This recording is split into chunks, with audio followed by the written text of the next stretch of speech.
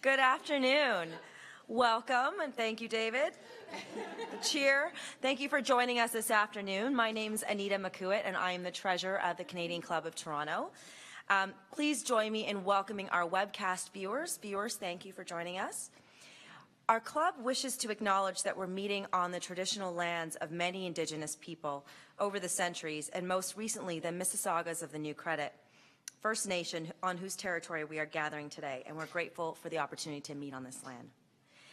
We'd like to thank DMZ Sandbox at Ryerson University for opening up this awesome space for us today. We're so glad to be here. So, where do you like to shop? Is the mall still an option for you, or like me, do you increasingly prefer an online experience?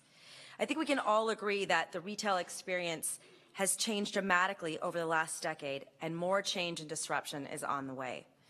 We're about to learn more about what's in store for Canadian retail from two industry experts. But first, I'd like to acknowledge the support of today's sponsor, McKillican Canada. As a nonprofit, the Canadian Club of Toronto counts on our valued partners to further our mission, so we thank you. And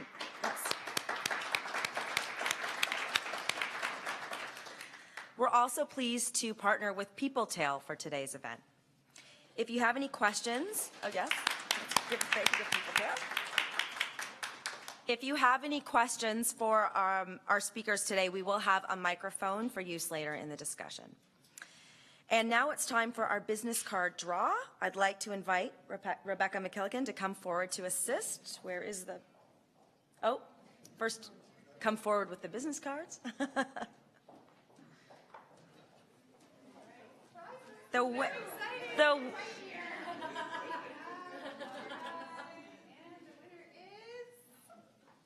winner is Julia Ivory. And what has she won? She's won a bottle of Conspiracy Red wine from the Foreign Affairs Winery. Is she here? There she goes. Now, time to introduce our speakers.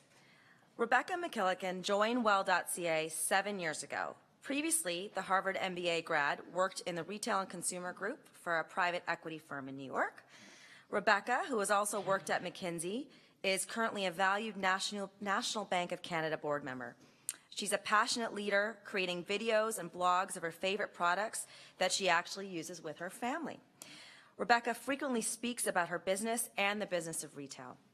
We're sure to hear some amazing insights today. And Rebecca is joined in conversation with Donna Bishop. Donna is the resident fashion columnist for CBC Radio, the host, founder, and producer of the Fashion Talks podcast, also founded Green Beauty. So she has some tough questions for our guest today. Rebecca and Donna, I am pleased to pass the Canadian Club of Toronto podium over to you. Thank you so much, Anita. Yeah, yay, Anita. Thank you, everyone, for being here and spending your lunch hour with Rebecca and I. Rebecca, before we get into the kind of meat of the discussion around disruption and retail and wellness, can you just give us a bit of a snapshot of what's going on at Well right now? I know you've been there for 7 years, but Well has been a disruptor of its own in many ways. Right. So what was the company like when you started, and where are we at today? Everything continues to evolve. I think we see that as consumers, we see that in business, and if it's not broken, one of the great things I once read was, if you haven't broke it in 2 years, break it, because it needs to be broken. And so we're constantly breaking what we're doing and rebuilding and evolving the company. So where we were 7 years ago is very different from where we are today, and if I look at the consumer profile of 7 years ago versus today, it changes. It's very different. Your consumers are constantly growing, and I think that's one thing that's in retail. Historically, we've looked at consumers in a very static lens. This is who the consumer is. But every cohort of customer that comes on board looks slightly different than the last. In a very short order, you've got a fundamentally different consumer. And you see the change in demographics of consumers. And they interact, shop, think, communicate very differently. And so you're constantly needing to reinvent yourself and what you're doing to be relevant in their lives. And that's a privilege to earn that relevance in their lives. What was the suite of product offerings like at Well when you joined 7 years ago, and how has that evolved to now? The Well.ca's slogan when I came on board was Canada's online store. And it effectively was trying to sell everything to everybody. And I think it's tough to be everything to everybody. And in looking at our consumer base at the time, and as we still do today, is who is our consumer? And that consumer is changing. And so we put a stake in the ground about who our consumer was, and that meant saying goodbye to some consumers, but it also meant being much more relevant to other consumers. And that fundamentally changed the economics of the business. It changed our go-to-market strategy, and it continues to change it because, again, those consumers are constantly growing and shifting. We're all different people than we were 7 years ago in how we shop and how we work and how we communicate. And businesses need to keep up, and when they don't, it leaves room for disruption for other entrants to come in. So what sort of products, I just want to give everyone kind of a clear look at, where Well was, where it is now, and the relationship with McKesson, because that's obviously a very exciting part of the Well story. Was it mostly beauty, skincare, like the sort of things you'd find in a Rexall, and now it's evolved into more lifestyle? Would that be a fair way to describe it? It would be an absolutely fair way. I think it started with consumable products that you could get at a drugstore and that you could buy anywhere, into a very focused category of products for a specific customer. So if you look at the customer and say, well, how can you sell both, baby shampoo and also sell very high-end probiotics, and also sell, sound machines or light therapy machines for adults. Like, how do you sell all of that? And it's not about the category, it's about the customer. And so we did sell a plethora of products, and if you looked at our assortment today, we actually have even more products than we did back then, but it's more curated. It's curated to that customer, the woman who's 25 to 45. It's curated to what's going on in her life. We have many more beauty products. We have many more skin products. We have many more vitamins and supplements. We have many more lifestyle products, from yoga. All of that is relevant to that customer segment. And so we've really curated the product to health and wellness and grown with the customer. I would say baby was a much bigger portion of our business 5 years ago. If you had a baby 5 years ago, your child's now 5 years old and you have a different set of needs. And so we talk to you differently than the person who's just had a baby or just found out she's expecting. And so again, the curation changes it, and the focus of the assortment in our go-to-market strategy. So, million-dollar question why we're here today. What do you see as the biggest disruptor in retail? Like, what is the factor that you have your eye on, that you're constantly trying to keep tabs at, because that's the thing that's moving the industry the fastest? I think it's the consumer. The consumer is disrupting and the consumer is winning. And that's by, if I look at Well.ca and our partnership with McKesson, that's been a very fundamental and amazingly positive shift in our growth trajectory, because it allows us and enables us to interact with that consumer in a much different way, in a much bigger way. And so as we think about the consumer disrupting retail, how do you then be part of the consumer's life every day? I find that fascinating, because I think if we were to take a poll, it might be technology, like, is the e-commerce versus bricks and mortar, is that still part of the disruption? But you're saying, no, it's the consumer that is the real disrupting factor. How have you seen that evolve? If you look at the value that we as businesses are providing to consumers today, it's significantly more than what a business would have provided 10 years ago. Just use the example of, we'll ship free to your house, right? We'll do the work of picking and packing those products and send them to your house for free. And as a consumer, that's a value to you, and you're getting that for free, whereas 10 years ago, you had to do that hard work yourself.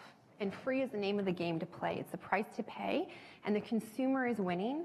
And the companies that understand that they need to continue to be relevant and add value are the ones that are winning. And that's why you see so much disruption in retail, because they're just moving too slow. And do you see that, you've described the customer as being, a woman between like 25 and 45. Is she using one particular channel, or are you finding that it's no longer about channels? It's not about channels. And again, it kind of speaks to our relationship with McKesson and being able to grow with brands like Rexall, because it's one person. It's not about the channel that he or she uses. It's about, I want to interact with a brand in all different parts of my life. I'm one person, treat me like one person, don't treat me like a channel. But retail used to be so simple. You had to play, right? Like, I wanted something, I went and found it, I bought it. Like, it used to be a very simple business channel. Yeah. And now, like, how complicated is it? Like, what are all the plates that you need to spin? So I bet if I asked this room, who's a happier consumer today versus 10 years ago, how many of you would raise your hand? That depends on the day. Well, true. Am I shopping for shoes True. or am I shopping True. for skincare? In general, I would say probably most people would raise their hand. They've got more tools, more options. And if I asked the room again, how many of you within your businesses, whatever that business may be, would say that today is easier or harder than 10 years ago? How many of you would raise your hand? Oh, harder. Harder, right? It's much harder. And so who's winning here? The consumer's winning, and businesses are having to work harder and do more to be relevant in people's lives. And I think it's a privilege to be part of people's lives, and those that are agile and can see how the customer is changing their behaviors and capitalize on it are the ones that are going to win. You cannot stay still. So tell me a little bit about how, because we've talked a lot about the consumer and it being a trusted part of our lives, and they're the ones, leading all the decisions. A shift that I've really noticed in the retail landscape is retailers are now content providers, they're community builders. They're much more than just a place to get the stuff you want and need. I notice Well does a lot of that as well. Yeah. Has that always been part of the strategy, or how have you seen that kind of element of retail that I presume was not a huge part of the pillars of considerations 7 years ago? No, and I think that if you want a transactional experience, go to Amazon. It's very transactional and it works. If you want a different type of experience, retailers have to come up with a different way of engaging people and being part of a community. So how can you develop that community? An example I would offer is we have different community groups within Well.ca. And where do moms go to diagnose a rash? Do they go to their doctor, or do they take a picture of their kid's rash and put it up on a Facebook group and say, do you guys know what this is? That's what they do. Yeah. And that's where they get their content from. And so if you're there and then you say, hey, we've got some great content on eczema, like this is just plain old eczema, here's some great content on it. You're now helping them connect to a community, you're providing them content, and you're also offering a solution in terms of a convenience and I could get it from Well.ca and sent to my house in 2 days, and I'm really happy. And so I think that with over 50% of product searches now happening on Amazon. This is we were talking about this earlier. Let's just unpack that again. 50% of product searches are happening on the Amazon website, no longer the Google website. That's a really significant shift. And absolutely. You need to be relevant in a way that I'm not just going on to buy the product. I'm part of your life. I'm there when you need me. I've earned the respect to be on your homepage of your smartphone, because you're not going to win if you can't even get a chance to that customer because they're going straight to Amazon. So, and people are looking for community, right? We all want a sense of belonging. We all want to engage. We're social animals. It's what drives us. And so how do brands, you look at something like, Peloton, they've created a community of users that feel part of that business. And people are looking to brands to build and to engage in that community and feel like they belong and that they can contribute and that they can also receive from it. And so we've, at Well.ca, have developed a tremendous amount of content and engagement. I'm looking at Carly over here, who leads our content team at Well.ca, because that's what consumers are looking for. And you're providing value to their lives, and we have seen the engagement with our customers grow substantially. And I won't even talk about social media because that's another game changer. How are your consumers engaging with you? Are you getting feedback? Is it purely through social channels? What is that dialogue like? Because it's not just transactional. Are you getting that kind of real-time feedback about things? Absolutely, because if you're not getting it real-time, then what use is it to you? And so in every social channel, every email channel, every soliciting feedback channel, I always tell our team, the email with the results from our weekly NPS survey, not just the scores, but the comments are the most important email you can read in a given week. Before revenue, before anything else, because that's what the customer is telling us every week on how we're doing. And so this is the leading indicator of how they're feeling, what's relevant to them, what's working for them. And it's not only about what's not working, it's what's working and do more of it. And so you need to listen to your customers, and that constant feedback of information is going to make you better and is going to force you to change constantly. And so that's been so critical for our success at Well.ca and for building that community of trust and providing value into their lives. Do you think, because you deal specifically within the health and wellness category, I feel, as a parent myself, and I know you're a parent as well, are there other parents in the room, just so we can get a sense of who's here? I feel like not necessarily the responsibility, but the interests parents have in being a part of the understanding of child's development, wellness. It's not just about always taking them to the GP. That's a whole kind of category of trust and responsibility that I feel must be a bit of a bedrock for so much of what an organization like Well.ca does.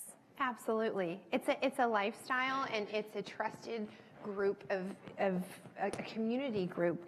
And when you have all of these questions that aren't specific to a general practitioner in terms of, my child is doing this today, should I be worried, or is that natural for a 4-year-old? Like, you're looking for that feedback that only other parents can give you, and the trust you place in these community members that you've never met, that you're following what they say, is incredible. Like, if I just personally said, how many of you here spend the majority of your content do you take from standard media sources versus social channels? How many of you take more of your content from social channels, be it LinkedIn, Facebook, Instagram, take more content from there than you do from standard media channels? YouTube, Twitter. Yes. You spend more time each day on those channels than you do on traditional media. And so, again, building those communities and investing in those communities brings so much value into people's lives. So that, to me, is another interesting disruption, because it's no longer about the C-suite thinking, this is what our consumers want, we're going to give it to them. It's the consumers that are really driving a lot of the product choices. Are you finding that that is really influencing the products that are offered, the categories that you evolve into? Can you talk a little bit about, because that's a big disruption. It is a huge disruption, and what we've seen at Well.ca is the trend has only been trend-driven purchasing continues to be amplified every year. So, for example, something takes off, friend A tells friend B, and it goes viral on social media. If you don't have that product in stock, so last week we had a shout out by Jillian Harris, who's an influencer. Yeah. I love this Kula product. She posted on her social, on her Insta stories. Literally within, I think, 10 minutes, we were sold out of the product. Wow. And we're scrambling to get it back in. We still had a decent buy, but you need to be on that, and you need to be taking bigger bets. And that's where Well.ca, we can win against somebody like an Amazon in the fact that we're closer to these trends and we'll buy into them. But you need to be trend driven, because the world is just moving that much faster. And if you bought something 6 months ago and you put it on your shelf for holiday, I'm telling you, it could be no longer the product of choice. Well, and I think the notion of trend-driven purchases, like, I think the wellness category is particularly susceptible to that, because we hear about bone broth, we hear about collagen, we hear my trend-driven purchases of late. I think you might have purchased some of them. But that's a very new thing. Like, how are you staying on top of this? Like, is it literally just hoping your customers are giving you the right feedback? Like, I'm rolling into the fetal position on your behalf, just like thinking about it. If you asked our buyers, how much of your time do you spend on social media?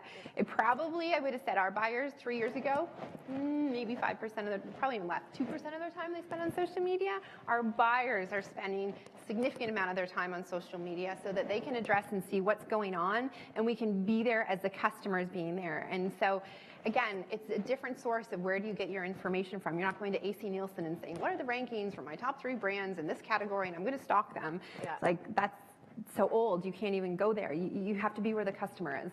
Now, this relationship, this trusted relationship, how do you walk, because there's some landmines that you need to navigate in terms of, self-diagnosis. Like, as soon as you're in this health and wellness area, how do you gauge the information that you share? Like, because there's a lot of sensitivities and legalities for sure to monitor. It's a great question, and it's something that we are constantly very careful of. And I see David Simmons here in the room looking at me, because we've got people who make sure that we are on point. But we're not all, a la Gwyneth Paltrow and Goop, right? We're not out there. Chuckle goes across the room as Gwyneth is mentioned. Yes. So we're not on that side. We're all about information and choice. So we're not directive. we're about, here's some information about turmeric, about collagen, about keto, because we know what people are searching for. That's the other beauty thing about online, is we can see what people are interested in and what they're searching for, and so we can provide relevant information, but it needs to be balanced, and we focus on that. We are very careful in the health and wellness space. We do not want to overstep our boundaries, but I think that you can very quickly ruin that trust, and it's something that we know is what our business is based on, and so we need to hold that close to our heart at all times.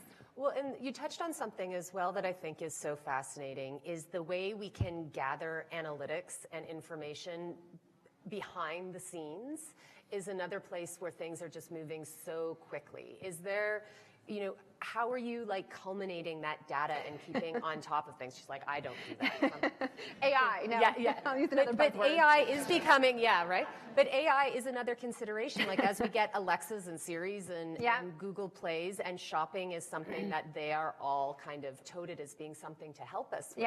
Like it all is part of this. Yeah, absolutely. And I think that, there's art and science to it. So, there are tools you can use to determine, what are the personalized recommendations for you. And anybody who's gotten those picks from Well.ca, you can say, are they relevant or not? And we're continuing to refine and make sure that we're providing relevant information. And then there are the more scientific tools around, AI and how can you leverage that. And I would say, to be truthfully honest, I have not seen a retailer in an way, people talk about it, but have you executed on it in a way that's different from just the traditional algorithms on personalization in terms of people like you bought this, so here's what I recommend for you. TBD, that's one of the areas, I'll be honest. People touted it very big, but we'll see how people actually execute on it. But I think that it's important to apply the art and the science together, and we've always had curation, right? And so we're not just about, like Amazon, here's a list of products and go figure it out. You want to do keto? We'll tell you what are the most popular keto products and how you can put together a good complement of products in your pantry to support your aspirations with your keto meal planning. So we do art and science, and we'll see how the science continues to evolve and how we can incorporate that into the day-to-day. Well, and that element of curation, I think, is something that is so important if you're trying to set yourself apart from like the Amazons and the other kind of more transactional retailers of the world, because it allows you to work with more boutique brands. Absolutely. And that's, how do you find those like gems that people will only be able to get there, or that, our friends out in the more rural communities, which is something else I want to ask you about, because there's our rural retail customers and our urban retail customers. Yeah. How do you speak to all of them, and how do you find those things that are going to be special for everybody? So I think you raise a great point, and another disruption that's happening in the marketplace where these more unique indie and craft brands are disrupting the large CPG companies. And you see them reacting, and you can watch what they're all doing. But the consumer is realizing, I don't have to buy in my house what my mother bought. I can go out and make my own choices with my own information, using my social channels and all of my communities to find these products. And you know what? They can't be stocked in the shelf of your traditional grocer or your traditional drugstore because there's not enough room. But I demand, I'm looking for them. And so we're able to really help grow the businesses of a lot of these craft and indie brands, and provide them to the people, not just in urban settings, but out in rural areas, and almost bringing a whole new offering to these customers and grow the national business, right? It's not about taking share from somebody else. It's truly just growing the pie on these products. And a lot of them are better for you products that maybe don't have the same mass appeal, but people are looking for, and that pie is just growing. Like if I said to you 5 years ago that 6% of people are vegan, you'd be like, what? Like 6% of people are vegan, and growing much faster. You just look at Maple Leaf that invested in a vegan plant down in the US the other day. A&W, going with their plant-based burgers, and the beauty the beauty industry is being fundamentally incredibly shifted by notions of sustainability, of ingredient information, and gluten-free, vegan, all those things. Yeah, and as the information gets out through all these social channels, and so I think historically, businesses and retailers were able to control the information, the flow of information, and now again, the consumer's disrupting, the consumer's winning. They have more information, they have more control, and they're demanding more and better of everybody. And what are some of the other, executional things that you've had to really, I'm thinking of shipping time as a big one. Are there other kind of executional disruptions that the consumer has demanded that you're like, well, Okay, so we're going to do this now, I guess. So we see their expectation rise every year.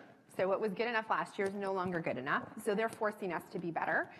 And it's on everything from shipping time to the sustainability of your packaging. Like, we debate all the time, do we have those pillow packs that everybody else has, or do we go with the newsprint? We go with the newsprint because that's where the customer is.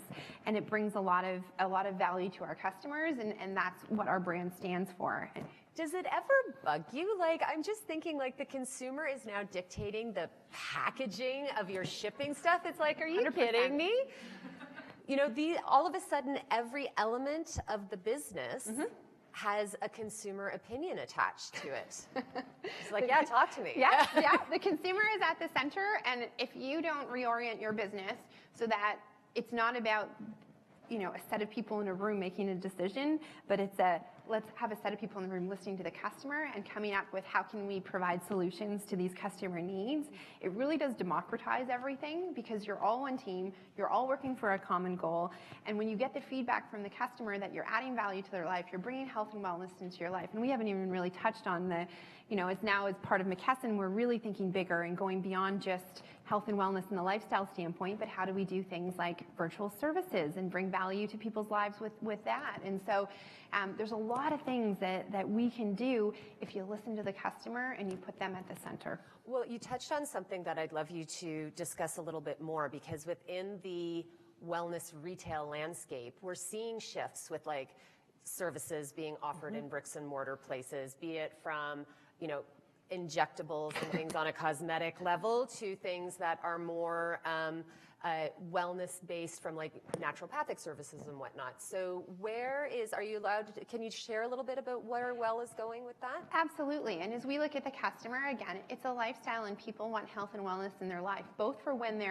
want to continue to be well and also in times where they have a need for any type of health product or program. And so how can we take that same mentality that we have around consumer packaged goods and say, can we bring it to them in the health and wellness space? And our move into virtual services, which is actually going to happen next week, is a step in that direction of saying it's not just about products, but it's, how can I talk to somebody about mindfulness coaching? How can I talk to a naturopath? How can I talk to a medical practitioner? How can I connect with all of these people and make that as seamless as buying a product online? And so I think we're taking our consumer mindset and we're really starting to apply it, and I don't say we as Well.ca, I mean we as Canadians, to the healthcare environment. And that's a whole other conversation. That's a whole other conversation. But we're going to open it up to questions in a couple of minutes. But the final thing I just want to hear your voice on is we hear so much in the trades and media about the importance of authenticity, making sure as a retailer you have an authentic voice, a genuine voice. How do you keep track of that? Like, it would seem, given the success of the community buildings and whatnot, that thumbs up, Well's doing a good job. But that's a really hard balance to maintain, because at the end of the day, you're a business. Absolutely. Trying to keep the lights on and make a buck. Absolutely. I think that authentic brands are the ones that are going to win, and authentic brands build trust. And what does that mean? I think it means it's a brand that you can relate to as a consumer and feel like you know. It's not some ambiguous brand out there that just what is it? What do they stand for? Who's behind it? If you feel like you can connect with that brand in many different ways, not just in the products you buy, the services that you get, but in that I understand who this brand is, and it doesn't have to be about one or two people. It can be about the broad suite of employees that are behind that brand. And we at Well.ca, yes, myself and some others create content, but we have lots of people in our company who create content. And it's about knowing who's behind the brand. It doesn't have to be the CEO. It can be all of the people that are supporting that brand and building that brand and feeling like you can relate to it. And I think that brings a tremendous amount of authenticity. Do you ever fear that Well will be so big that it's not trusted? Like, there's always that fine line of, we love things that are a little bit nicher. Sure. We like to help people. And then it's like, oh, well, now you're like Mrs. Smarty Pants. Do you know what I mean? Like, it's that balance of maintaining that authenticity and Yeah. that trust even as you grow. Yeah, and I think, again, it's not about one or two individuals, it's about the collective group. And so as we move into services, for example, it's how do we pick those service providers that work with us, and are they authentic, and do they represent the brand, and are they credible and trusted? And it's ensuring that the whole ecosystem, not just the employees, but even the partners that you work with, the vendors that you work with, all of those stakeholders authentically represent your brand, and using that lens when you choose all of those different stakeholders to work with your business. And it does, obviously I think about it as we continue to grow, but as we've continued to grow, I would like to say we've continued to even enhance the authenticity of the brand by putting more and more of the brand out there for consumers to interact with. Okay, well, we're going to leave it there. I'm sure there are some people with questions, and Colleen will do her best Ellen, walking around with the microphone. As you anticipate further growth, how do you acquire more consumers to be attracted to your website? What initiatives are you doing to attract your demographics? That's great. It's a great question because customer acquisition is at the heart of retailing, and we're talking about retailing today, and how do you acquire those customers, and what do you know about the channels through which you acquire them? And so we look at it on a daily basis, which channels we've acquired customers and at what cost, and what is the element through which we've acquired them in that channel. And I can tell you we play with it every day. This is like a very dynamic exercise that goes on, and you see very clearly what works, what doesn't, and you have to quickly put the gas on when you see something working. And I'll use influencers for an example. We use influencers, some of them work, some of them don't, but when you see something that works, you've got to quickly go forward and go fast, because that opportunity may not exist 2 days from now. And so it's the ability to really truly understand at a very raw ROI level as to where you're putting your dollars, what are people reacting to and responding to, and really having the muscle to be able to flex it on any given day. And then I'd complement that with, if you have a phenomenal customer experience, that begets people talking about you, about that phenomenal customer experience. And then you start to get customers that look free to you because they come to you and you're not paying for them, but your existing customers are your best assets for additional customers. And how can you continue to look at those existing customers and value within the organization? How do I keep them happy and growing, add value to their lives, and increase my share of wallet with them? In complement to that, just before we get to the next question, has the relationship with how you work with your partners changed over the years? Like, that must be another place where you're both contributing to that customer acquisition. And can you talk a bit about how you work with your partners now?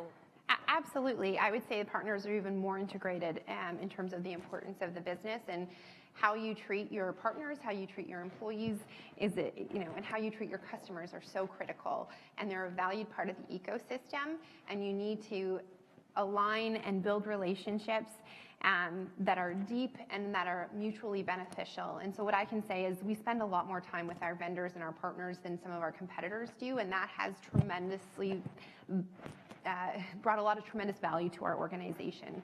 And so just like you, in my opinion, if you're there is a business model to be very transactional, and Amazon has nailed it, and it is a good business model. If you have a different business model, you need to not treat your partners as transactional, but treat them as true partners, and continue to evolve them as your customers evolve and as you get the feedback from your customer acquisition. I saw questions over here.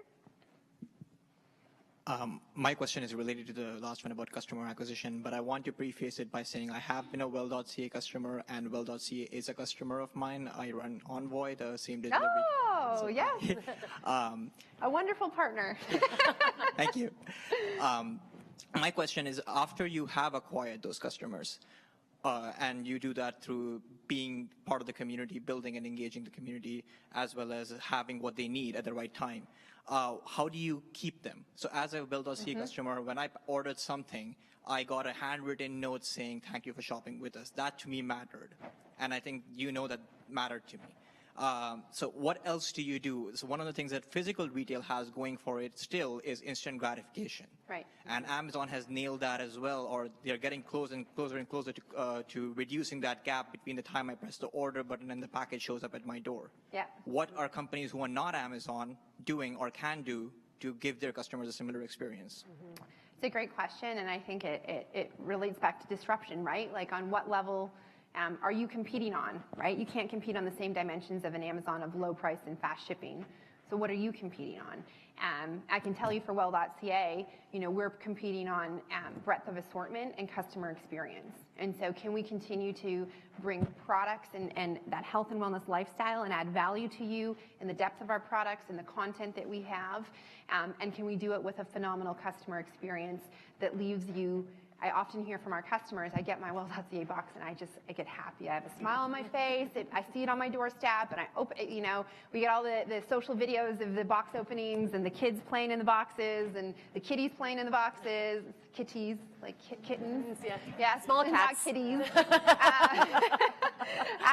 And so, that is the dimension that we have chosen to disrupt on, that we have chosen to win on. We are focused on shipping faster, and there's a lot of amazing things that we're doing with McKesson on that. But those two dimensions are core to us, and we continue to drive to bring value to our customers' lives on those two experiences. And I would say, what's next for retail is figure out the axes on which you're disrupting and go hard at them and know the metrics and the leading indicators that drive them, and put the customer at the center of everything you do all day, every day.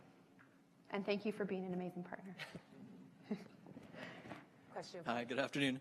Quick question. We talked a little bit about the trust factors and the goodwill that has been built up in the business over the years.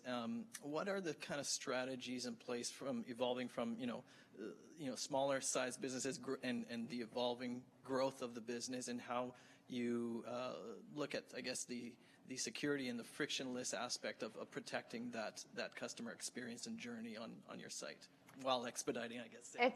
It's a great question, and it goes back to that trust factor you mentioned and we talked about, and you break the trust and there goes your brand.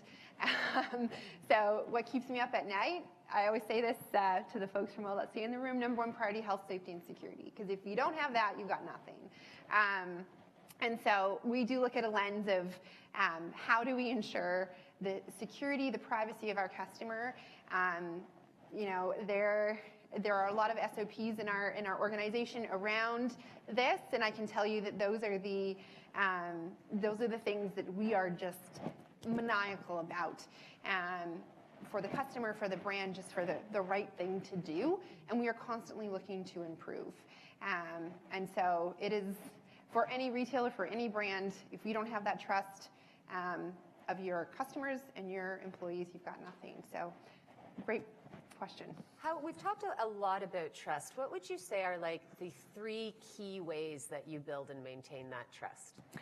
I would say the first one is consistency of your brand, that you are consistent about what your brand is, your value proposition, and your delivery on that value proposition. And so I think that makes a great brand. A brand isn't a name.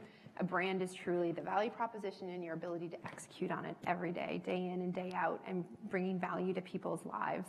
And I think authenticity is another element of trust, of feeling that you're authentic and you tell me transparently what's going on, whether it's good or bad, right? You can still have trust. If you look at brands, sometimes not great things happen, but they still have trust because of how they dealt with the situation.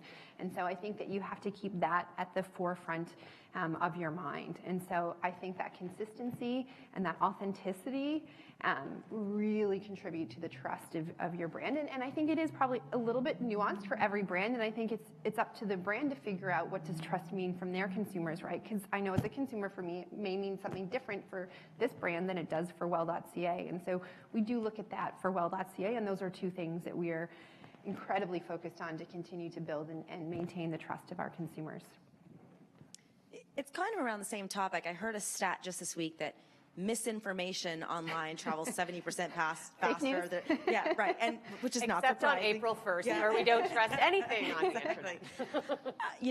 It's great to be listening to those communities, but I'm on those communities, and there is a lot of misinformation. So do you see Well as having a role in a bit of education, and how do you protect yourself from jumping on maybe the wrong trend? It's a great question, and I think that we are much more careful about the content that we produce that comes from Well.ca, and then we also think about how do you curate the content produced from user generated content, and that's a challenge too, and how do you maintain the authenticity? And so I think for us, we need to be consistent and on brand with our content and feel comfortable that we can stand behind it, and then allow for consumers, customers to have their choice and to have their say. And I think, as you said, you're on those communities, you pick and choose what you listen to, and you probably in your head can think of the algorithm that you apply to whether or not I'm going to take stock in what somebody is saying.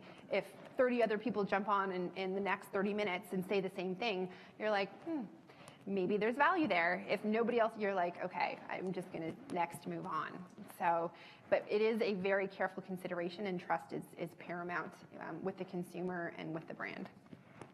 Especially in the health and wellness space. Yes. I have one question. Ah.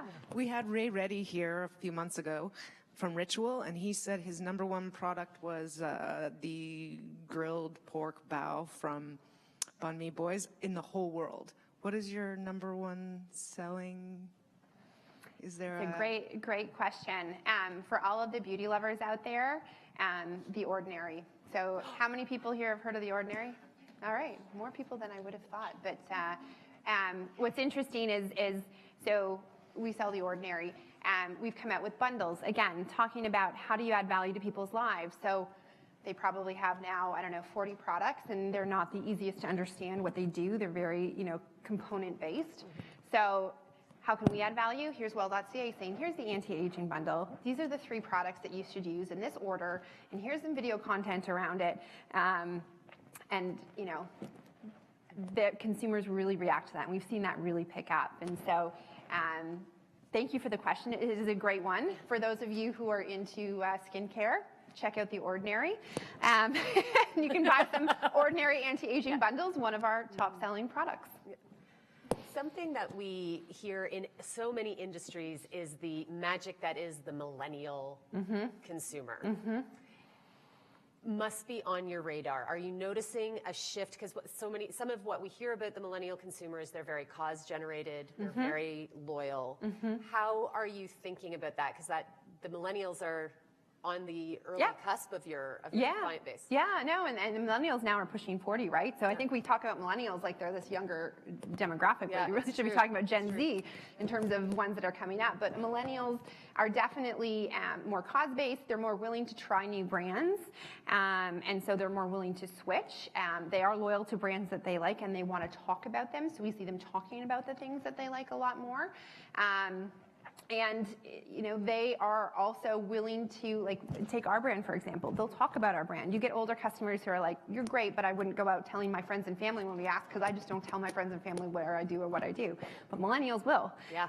They'll talk about it, and they will share. And so really capitalizing on the asset that you have there, and again, focused on bringing value to their lives. It's an interesting psychological shift, because they'll talk about it, demo it, show you what they're doing in the most intimate of situations sometimes, which is such a shift from Gen X and older. Absolutely.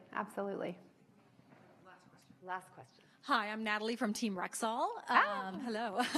I'm actually one of those. We have a WhatsApp group of moms who share their box photos when the Well.ca there you images go. are. And thank you to the buyer of the Galerie au Chocolat Espresso Dark Chocolate, because that is my fave. Our Rexall customers are telling us that they are surprised and delighted when they walk into a Rexall and they see the Well.ca section, and the fact that they can pick up their goodies, their Well.ca goodies from Rexall. How has that been doing for Well.ca, and do you see that continuing? It's been doing incredibly well, and I think that again, the consumer is a whole being. There's not this here I am a physical shopper, here I am an online shopper. We're one person, we're one shopper, and we like interacting in many different ways with our brands, and it brings value to their lives. And I'll be honest, I was actually a little bit surprised when we offered click and collect in the Rexall stores. It can be delivered to your home. But if you're choosing to pick it up in a Rexall store, you're doing it because it's adding value to your life in some way. In some way, your life works better if you pick it up at a Rexall store than if it's delivered to your home. And there's a significant number of customers choosing that, and that's awesome because it's adding value to their lives. And it's bringing them more value because they can probably get something else they need at Rexall that is, again, adding value to their lives. So I think, again, consumer choice, bringing value into their lives, you're always going to win.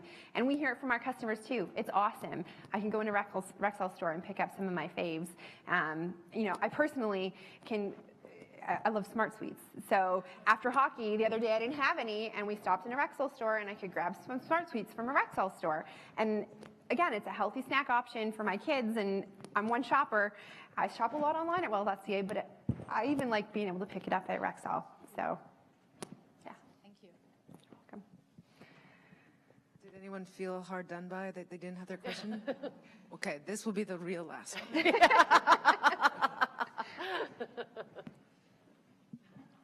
In terms of creating your brand loyalty and your client experience with your consumer base, how do you, what tools do you use to maintain that continued dialogue with them, understanding who your consumer is, and then offering up to them solutions by understanding, profiling them? What tools do you use to capture that data and to do consumer profiling? Yeah, and I think it's a great question because to really add value, you need to understand me. So what are the tools you're using to understand me? And then therefore, what are you doing with that information? And so obviously, we collect information on how they interact with their site, whether they purchase or they don't. We can see what they're, and it, you know, you can talk about how Big Brother is that, but I think us all as consumers understand now that as we move around the internet, Yep, you're tracked. You know what you're doing. It's going to show up in your social feed. And actually, that's an interesting one. We're very careful on dynamic remarketing because we know how kind of creepy that is. But as you're on our site, I've noticed that actually. Yeah, we're not as again. We listen to our consumers and how are we adding value into their lives but understanding how they interact, what they're looking at, what they bought before, what they could buy in the future. We're taking a lot of information and we're distilling it into what are some actionable things that we can do. We're all overloaded by information. It's not the lack of information, it's how do you actually action it. And so we have, you know, whether it's through, you know, on-site personalization, email personalization, social, who we send content to, when we send it to, all of those things are dynamically worked on an ongoing basis. One size fits all doesn't work. There's no more mass marketing anymore. If you get mass marketing, you kind of feel a little bit insulted sometimes, where you're like, this is not relevant to me. And so I would say that on loyalty, it's one, understanding what is your loyalty, like how do those cohorts interact? How are cohorts from years ago different from the cohort you acquired, you know, last month, and through what channel? And understanding the, you know, A/B testing. You did this and what was the reaction, and therefore trying to isolate what worked and what didn't work. And so I think if you build the DNA in your organization to, again, have that capability of constantly testing, learning, trying, failing, and looking at failing as actually winning because you learned something, and then acting on it again, that really helps you understand loyalty. And I think there's a whole question again onto loyalty programs and how do you bring value into the consumer, and how do you effectively use a loyalty program? And you know, that's an area that I can say at Well.ca we're continuing to evaluate and evolve. But I think you need to look at the loyalty of your existing customers, because that customer base is incredibly valuable, and losing an existing customer and regaining them is much less costly than going out and acquiring a new one. And so you have to look at those already acquired customers as kind of like your holy grail. It's a great question. It does keep me up at night.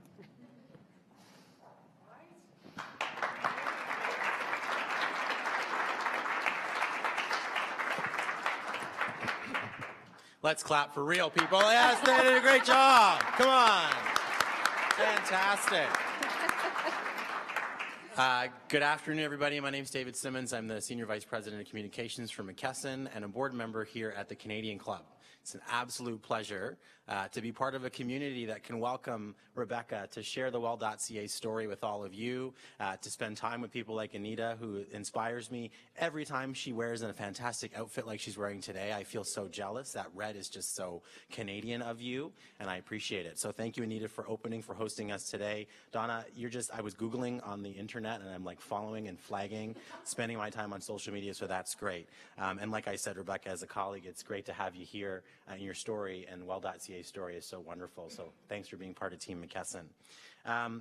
As the world of retail continues to shift, and I can tell you that in our organization, we look at retail trends constantly, both as a B2B partner and increasingly as a B2C partner, we know that standing still is not an option and that we have to disrupt or be disrupted. And so we're so glad to have Rebecca on our team and to have Well.ca as part of our family.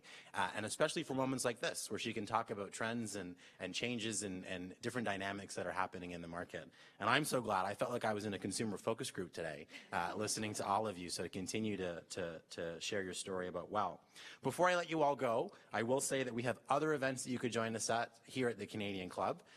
Let me just make a comment that this is part of a new programming trend that we're doing here at the club, thanks to Colleen, where we have less formal lunch and we have no tables and no toast to the Queen. But if you're into the Queen like I am, you can join us at one of the following events and toast with me. On Monday, April 15th, we have the Honorable Carolyn Bennett, the Minister of Crown Indigenous Relations, will talk to us about the importance of reconciliation. I'll be there, and I think it's going to be fantastic. On Tuesday, we have a breakfast event with the Honourable Vic Fideli, Ontario's Minister of Finance, who will speak to us about the provincial budget. And we'll have a lunch event on Tuesday as well with Dan Doctoroff, Chairman and CEO of Sidewalk Labs, who will talk to us about city building. So we hope you can attend with us. I'd like to extend one more thank you to Rebecca, to Donna for being here today, for sharing their story, and for being part of this conversation. Thank you to MediaEvents.ca, Canada's online event space, and VCC for live streaming today's event, and especially to the DMZ Sandbox for the wonderful space, and for PeopleTale for the promotional help. That was a sentence. Look at that. Wanting a comma, but that's okay. We're glad that you chose to have lunch with us. Please join us again soon. Bye-bye, everybody.